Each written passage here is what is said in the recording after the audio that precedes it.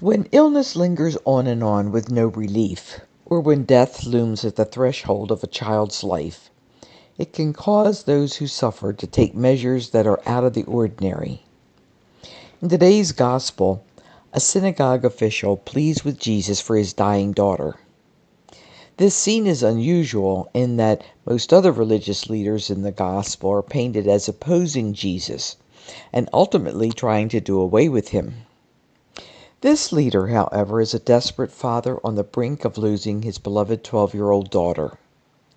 Ordinarily, he would not humble himself at the feet of an itinerant healer. But because his daughter's life hangs by a thread, he will try anything. The crowd surrounding Jesus parts for Jairus as he implores Jesus to come and lay his hands on his daughter, hoping beyond hope that he can make her live.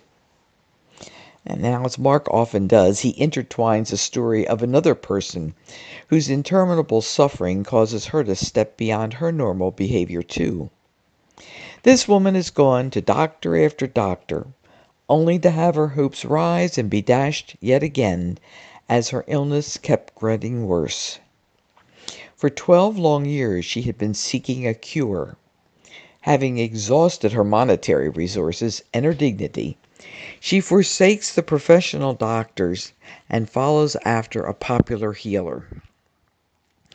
Exerting her last energy, she wriggles through the crowd and presses in on Jesus and grabs his cloak from behind. With hope almost gone, she will try almost anything. In both cases, people with status and resources take the unusual step of leaving their accustomed social circles and reaching out to an itinerant preacher and healer.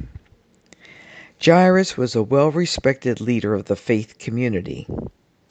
The hemorrhaging woman had once had money to spend on doctors. In desperation, both cast off their last bit of reserve, risking trust in Jesus.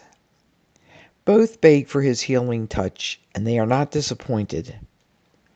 God's power to heal flows freely through Jesus into the bodies of these two suffering females. Both are restored as beloved daughters. The gospel healings are dramatic enactments of God's will for life to the full for all of us, as today's first reading tells us.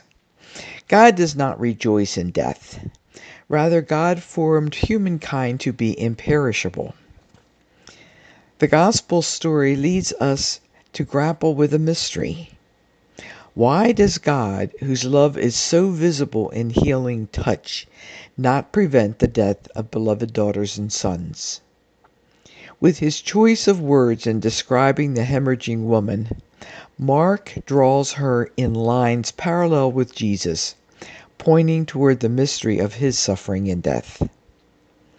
The focus in the gospel is on faith in the divine power to heal and save that flows through Jesus, which is sometimes manifest in physical healing, and which is mysteriously at work even when beloved daughters and sons pass through death.